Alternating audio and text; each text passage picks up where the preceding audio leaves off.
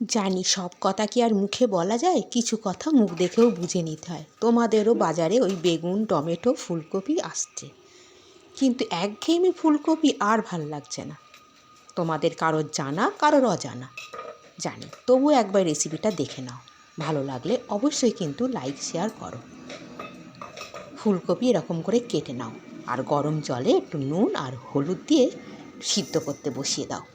সেই সময় সর্ষে, পোস্ত, কাজু নিয়ে নাও পরিমাণ মতো। নিয়ে মিক্সিতে জল ছাড়াই একটু কিন্তু হালকা ঘুরিয়ে নাও। এতে কী হবে, পেস্টটা কিন্তু খুব ভালো হয়। এবারে নিয়ে নাও নারকেল। আমি এখানে কোচানো নারকেল নিয়েছি আর কয়েকটা স্বাদ মতো লঙ্কা, আর জল দিয়ে একটা মিহি একটা পেস্ট বানিয়ে নেব। খুব সহজেই রান্নাটা হয়ে যায়, কোনো ঝামেলা নেই, তোমরা দেখলেই বুঝতে পারবে। এবার একটা পাত্রে আমি এটা নামিয়ে নিচ্ছি। ব্যাস, এখানে খুব বেশি কিন্তু জল দিয়ে মশলাটা বাটবে না, যতটা সম্ভব কম জল দিয়েই কিন্তু করার চেষ্টা করবে। এবারে ফুলকপিটা নামিয়ে কেটে নাও আর গোড়ার অংশটা ফেলে দাও। ব্যাস এইভাবে কিন্তু কেটে নেবে, নিয়ে সমস্ত কিছু মশলার মধ্যে দিয়ে দাও সব ফুলকপিটা।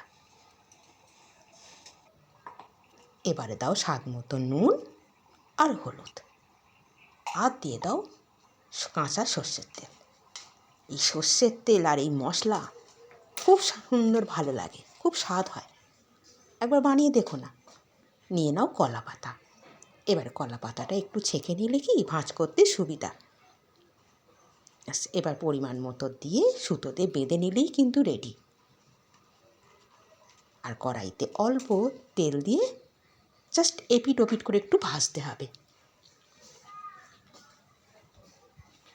ফুলকপির এই পাতুরিটা থাকলে আর কিচ্ছু লাগে না, কিন্তু এটা দিয়েই ভাত খাওয়া হয়ে যায়। কিন্তু আজকের আমার মেনুতে অনেক কিছুই আছে, তোমাদেরকে দেখাবো। নিয়ে নিলাম ভাত, তার সাথে নিলাম শাক আর ডিমের ঝাল আর পাতুরি আর চাটনি। টাটা।